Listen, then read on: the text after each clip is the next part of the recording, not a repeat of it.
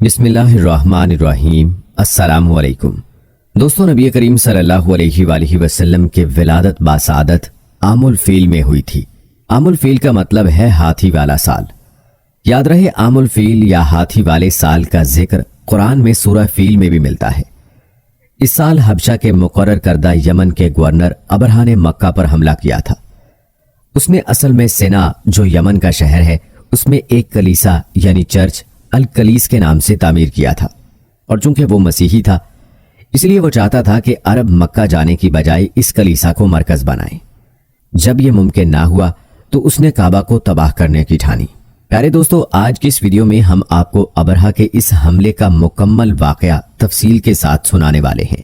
یاد رہے کہ یہ واقعہ فیل بھی کہلاتا ہے۔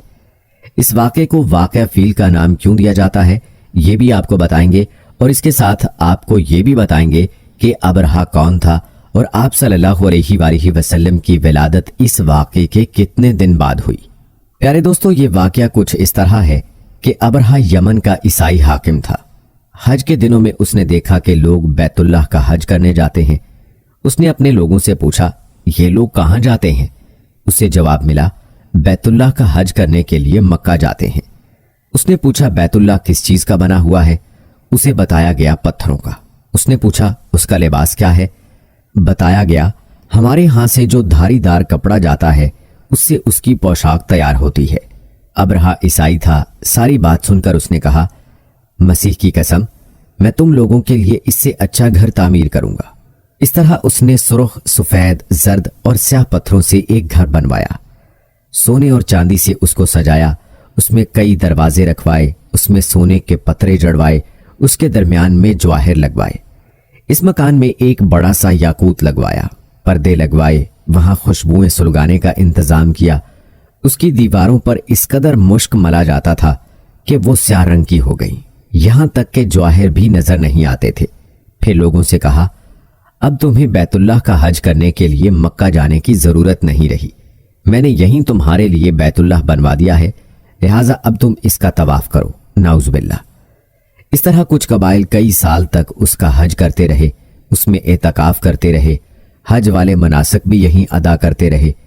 عرب کے ایک شخص نفیل خشمی سے یہ بات برداشت نہ ہو سکی۔ وہ اس مصنوعی خانہ کعبہ کے خلاف دل ہی دل میں کوڑتا رہا۔ آخر اس نے دل میں ٹھان لی کہ وہ ابرہہ کی اس عمارت کو گندا کر کے چھوڑے گا۔ پھر ایک رات اس نے چوری چھپے بہت سی گندگی اس میں ڈال دی۔ ابرہہ کو معلوم ہوا تو سخت غضبناک ہوا، کہنے لگا، یہ کاروائی کسی عرب نے اپنے کعبہ کے لیے کی ہے، میں اسے ڈھا دوں گا، اس کا ایک ایک پتھر توڑ دوں گا۔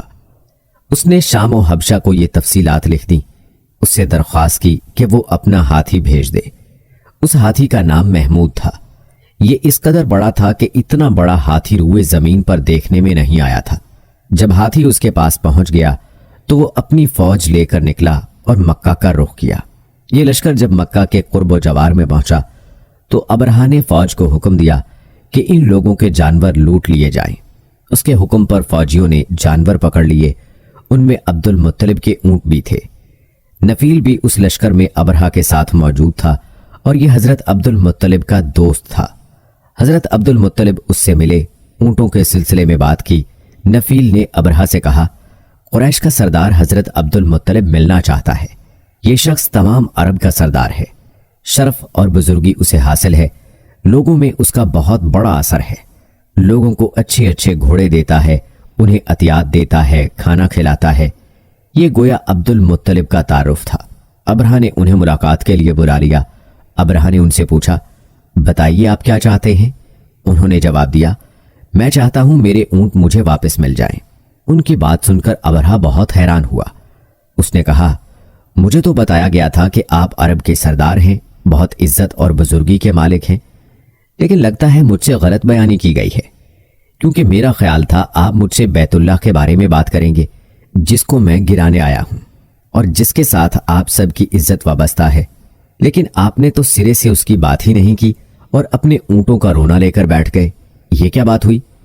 اس کی بات سن کر حضرت عبد المطلب بولے، آپ میرے اونٹ مجھے واپس دے دیں، بیت اللہ کے ساتھ جو چاہیں کریں، اس لیے کہ اس گھر کا ایک پروردگار ہے، وہ خود ہی اس کی حفاظت کرے گا، مجھے اس کے لیے فکر مند ہونے کی ضرورت نہیں۔ उनकी बात सुनकर अबरहा ने हुक्म दिया इनके ऊंट वापस दे दिए जाएं। जब उन्हें उनके ऊंट वापस मिल गए तो उन्होंने उनके सुमों पर चमड़े चढ़ा दिए, उन पर निशान लगा दिए, उन्हें कुर्बानी के लिए वक्फ करके हरम में छोड़ दिया ताकि फिर कोई उन्हें पकड़ ले तो हरम का परवरदिगार उस पर गजबनाक हो। फिर हजरत अब्दुल मुत्तलिब हिरा पहाड़ पर चढ़ गए। उनके साथ उनके कुछ दोस्त थे। उन्होंने अल्लाह से दरख्वास्त की, ऐ अल्लाह, इंसान अपने सामान की हिफाजत करता है, तू अपने सामान की हिफाजत कर। उधर से अबरहा अपना लश्कर लेकर आगे बढ़ा। वो खुद हाथी पर सवार लश्कर के दरमियान मौजूद था। ऐसे में उसके हाथी ने आगे बढ़ने से इनकार कर दिया। वो जमीन पर बैठ गया। हाथी बानों ने उसे उठाने की कोशिश की लेकिन वो ना उठा। उन्होंने उसके सर पर जरबे लगाई, आंकस चबोई, मगर वो खड़ा ना हुआ। कुछ सोचकर उन्होंने उसका रुख यमन की तरफ किया तो वो फौरन उस तरफ चलने लगा। उसका रुख फिर मक्का की तरफ किया गया तो फिर रुक गया। हाथी बानों ने यह तजर्बा बार बार किया। आखिर अबरहा ने हुक्म दिया हाथी को शराब पिलाई जाए ताकि नशे में उसे कुछ होश ना रह जाए और हम उसे मक्का की तरफ आगे बढ़ा सकें। चुनाचे उसे शराब पिलाई गई लेकिन उस पर उसका भी असर ना हुआ। दोस्तों कहते हैं कि अबरहा के हाथी को उठाने की कोशिश जारी ही थी कि अचानक समंदर की तरफ से उनकी तरफ अल्लाह ताला ने अबाबीलों को भेज दिया। वो टिड्डियों के झुंड की तरह आईं। दूसरी तरफ अब्दुल मुत्तलिब मक्का में दाखिल हुए, हरम में पहुंचे और काबा के दरवाजे की जंजीर पकड़कर अबरहा और उसके लश्कर के खिलाफ फतह की दुआ मांगी। उनकी दुआ के अल्फाज ये थे, ऐ अल्लाह, ये बंदा अपने काफिले और अपनी जमात की हिफाजत कर रहा है, तू अपने घर यानी बैतुल्लाह की हिफाजत फरमा। अबरहा का लश्कर फतह ना हासिल कर सके, उनकी ताकत तेरी ताकत के आगे कुछ भी नहीं। आज सलीब कामयाब ना हो। दोस्तों याद रहे कि सलीब का लफ्ज इसलिए बोला कि अबरहा ईसाई था और सलीब को ईसाई अपने निशान के तौर पर साथ लेकर चलते हैं। अब उन्होंने अपनी कौम को साथ लिया और हिरा पहाड़ पर चढ़ गए क्योंकि उनका ख्याल था वो अबरहा का मुकाबला नहीं कर सकेंगे। और फिर अल्लाह ताला ने परिंदों के झुंड भेज दिए। ये परिंदे चिड़िया से कदरे बड़े थे। इनमें से हर परिंदे की चोंच में पत्थर के 3-3 टुकड़े थे। ये पत्थर परिंदों ने अबरहा के लश्कर पर गिराने शुरू किए। जो ही ये पत्थर उन पर गिरे उनके टुकड़े टुकड़े हो गए, बिल्कुल इसी तरह जैसे आज किसी जगह के ऊपर से बम गिराया जाए तो जिस्मों के टुकड़े उड़ जाते हैं। अबरहा का हाथी महमूद अलबत्ता इन कंकरियों से महफूज रहा, बाकी सब हाथी तहस नहस हो गए।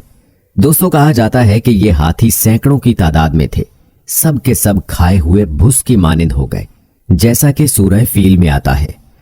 प्यारे दोस्तों कहा जाता है कि अबरहा और उसके कुछ साथी तबाही का ये मंजर देखकर बुरी तरह भागे, लेकिन परिंदों ने उनको भी ना छोड़ा। अबरहा के बारे में तबकात में लिखा है कि उसके जिस्म का एक एक उज़्व अलग होकर गिरता चला गया, यानी वो भाग रहा था और उसके जिस्म का एक एक हिस्सा अलग होकर गिर रहा था।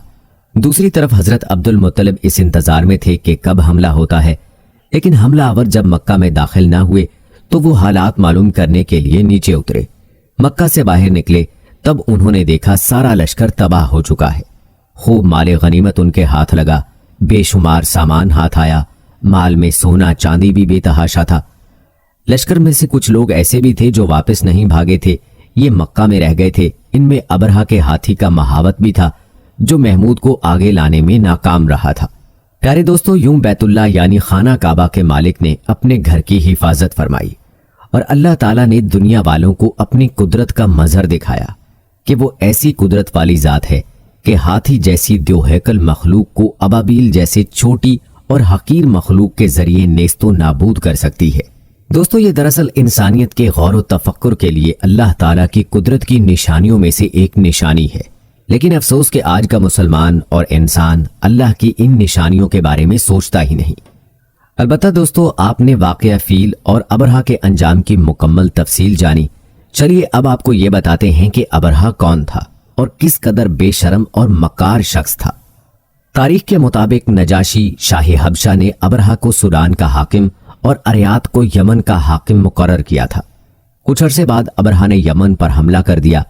अरियात को भी इस हमले की खबर पहले से ही मिल गई, इसलिए वो भी अपनी फौज लेकर मुकाबले के लिए निकला। दोनों अफवाज सूडान और यमन की सरहद पर एक दूसरे के मद्दे मुकाबिल हुई। अबरहा का कद भी छोटा था और वो इंतहाई बदसूरत भी था। اس کے مقابلے میں اریات لمبے قد کا خوبصورت اور مضبوط شخص تھا۔ دوستو کہتے ہیں کہ اریات کو اس وقت حیرت کا شدید جھٹکا لگا جب ابرہہ نے اسے مقابلے کی دعوت دی۔ دراصل یہ ابرہہ کی ایک چال تھی جسے اس کا مد مقابل سمجھ نہیں سکا اور مقابلے میں کود پڑا۔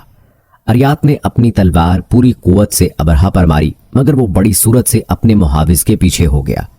اس وار سے وہ محافظ بری طرح زخمی ہو گیا۔